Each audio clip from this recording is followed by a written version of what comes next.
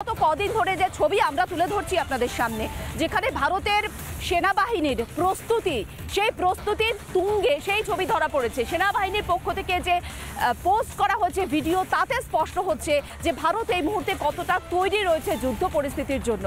আর সেটা আরও স্পষ্ট হয়েছে গতকাল, যখন প্রধানমন্ত্রী নরেন্দ্র মোদীর সঙ্গে প্রতিরক্ষা মন্ত্রী বৈঠক করলেন, সেনা প্রধানের সাথে বৈঠক করলেন এবং তারপর রুদ্ধদ্বার বৈঠক করলেন প্রতিরক্ষা মন্ত্রী প্রধানমন্ত্রীর সঙ্গে।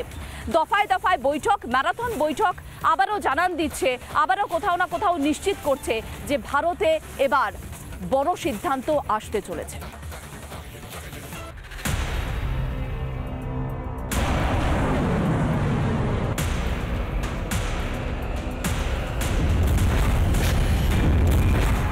জল, স্থল, আকাশে প্রস্তুতি তুঙ্গে।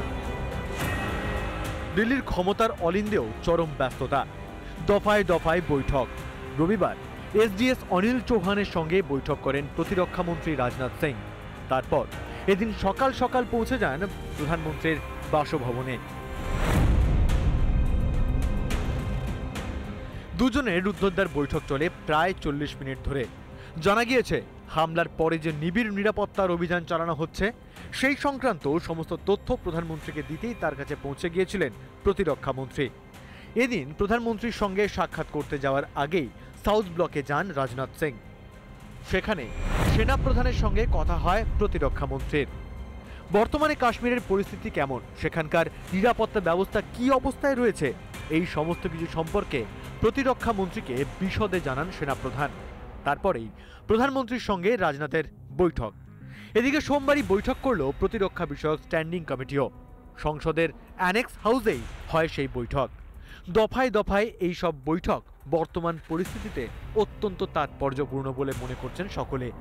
হয়তো বড় কিছুর পরিকল্পনা হচ্ছে, কারণ জল চুক্তি বাতিল কিংবা ভিসা বাতিলে চোখের জলের বদলা মিটছে না। দেশ চাইছে বিশ্বের মানচিত্র থেকে পাকিস্তানকে মুছে ফেলতে। একটাই আওয়াজ, খান খান পাকিস্তান। তাহলে কি এবার ইসরায়েলের পথে ভারত? রিপাবলিক বাংলা। খান খান পাকিস্তান। নানা ধরনের কন্টেন্ট দেখার জন্য লাইক করুন, শেয়ার করুন আমাদের ফেসবুক পেজ, সাবস্ক্রাইব করুন আমাদের ইউটিউব চ্যানেল। পাশাপাশি অন্যান্য ব্রেকিং নিউজের জন্য অবশ্যই চোখ রাখুন রিপাবলিক বাংলায়।